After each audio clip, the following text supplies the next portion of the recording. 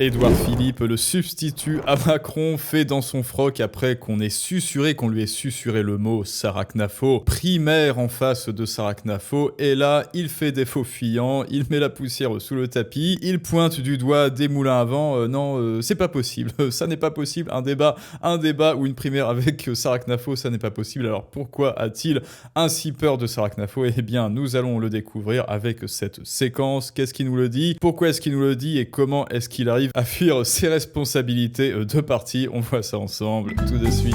Allez, on se met la séquence de A à Z et après on va commenter, c'est pas long. Si je fais une primaire et que c'est madame... Donc là, monsieur Édouard Philippe, que pensez-vous d'une primaire en face de Sarah Knafo, Union des droites, etc. Comme s'il était de droite, enfin bref. Knafo qui gagne, j'ai pas envie de faire une primaire avec madame Knafo. Je ne suis pas substituable à madame Knafo. Il peut y avoir des idées sur lesquelles elle s'exprime, mais je ne suis pas substituable et elle n'est pas substituable à moi. Je ne crois pas du tout que ce soit le cas. Si vous voulez faire une primaire très très large de madame Knafo à Renaissance, vous pensez vraiment que si c'est madame Borne qui gagne la primaire, madame Knafo va se dire « Ah oui, ça c'est sûr que c'est Elisabeth, il faut y aller ». Ça n'existe pas, mais vous le voyez bien. Et c'est d'ailleurs... Et vous savez, madame, non seulement je le dis, mais il y en a un autre qui a dit dans les mêmes termes la même chose. C'est Bruno Retailleau. Alors, petit coquinou de Édouard Philippe, combien de fois en 39 secondes as-tu menti?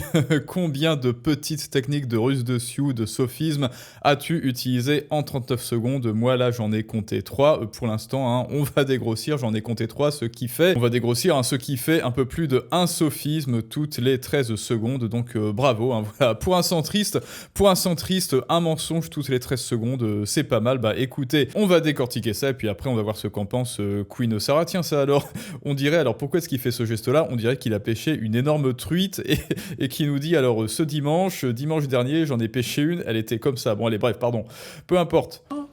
Si je fais une primaire et que c'est madame Knafo qui gagne, j'ai pas envie de faire une primaire avec madame Knafo. Je ne suis pas substituable à madame Knafo. Voilà, je n'ai pas envie de faire une primaire avec Sarah Knafo, je ne suis pas substituable à Sarah Knafo. Alors là, qu'est-ce que ça veut dire? Eh ben, ça veut dire que Ichi dans son froc, pardon pour les petits mots crus, mais en fait là, il nous fait passer, bien évidemment, des vessies pour des lanternes. Là, il essaye de noyer le poisson, et en parlant de poisson, eh bien, sa technique rhétorique, ça s'appelle le red herring, hein, c'est-à-dire le hareng rouge. Autrement dit, c'est un détournement d'attention, hein. Voilà, vessie pour des lanternes, écran de fumée, il cache sa peur en disant que non, c'est pas possible, ça n'est pas possible parce que madame Knafo et moi, nous ne sommes pas substituables, comme si c'était une affaire de substitution, alors qu'il sait très bien que s'il y a une primaire, bon, apparemment de la droite au centre droit, enfin bon, bref, comme s'il était centre droit, mais peu importe, il sait très bien que dans cette arène de présélection, s'il se retrouve face à Sarah, eh bien, il sera instantanément éliminé, tel une greluche dans l'émission Le Maillon Faible.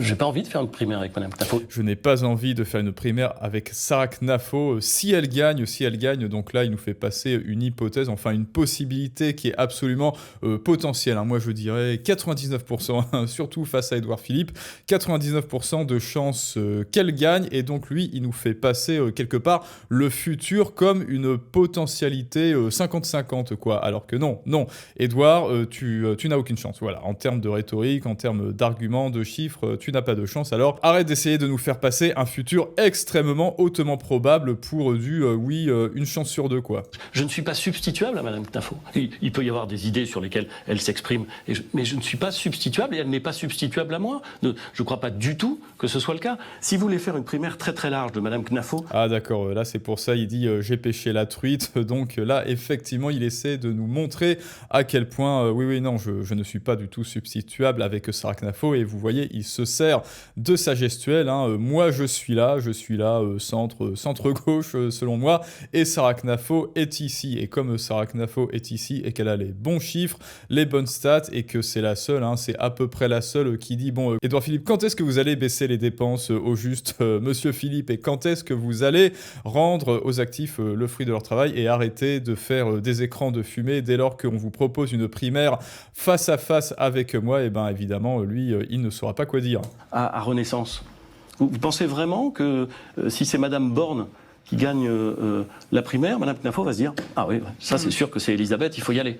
Voilà, donc là, second mensonge, enfin troisième mensonge plutôt, donc l'argument de la fausse comparaison. Hein. Il compare son combat hypothétique, son face-à-face hypothétique avec Sarah Knafo, avec Elisabeth Borne, comme si c'était comparable. Là, pareil, hein, écran de fumée, on compare l'incomparable. D'ailleurs, ça me rappelle la vidéo d'avant-hier où on voulait proposer à Nicolas une taxe en lui disant « Ne t'inquiète pas, c'est beaucoup moins important que la taxe de l'époque de De Gaulle, on ne compare pas l'incomparable ». Donc là, pareil, langue de bois et troisième mensonge. Ça n'existe pas, mais vous le voyez bien. Et c'est d'ailleurs... Et vous savez, madame, non seulement je le dis, mais il y en a un autre qui a dit dans les mêmes termes la même chose.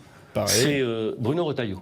Voilà, pareil, Bruno Retailleau, donc argumentum ad absurdum. Vous voyez que c'est complètement absurde, vous voyez que c'est complètement ridicule. C'est comme si on me mettait face à Bruno Retailleau ou face à Elisabeth Borne. Ça n'est pas possible, il n'y a pas de substitution possible. Donc là, il noie le poisson. C'est pas possible un débat avec Sarah Knafo. Hein. C'est exactement comme Elisabeth Borne, vous le voyez. Et donc on avale et le poison et le poisson. Et comme il a détourné l'attention, on se dit oui, effectivement, ça n'est pas comparable. Ok, annulé, voilà. Annuler toute possibilité de débat avec Sarah Knafo. Et là, sa petite goutte de sueur, c'est bon, il l'essuie. Ouf, j'ai eu chaud, j'aurais encore dû faire de la langue de bois. Et là, certainement que ça aurait été la dernière fois parce que les Français en ont marre. Et donc du coup, qu'en pense Sarah Knafo ?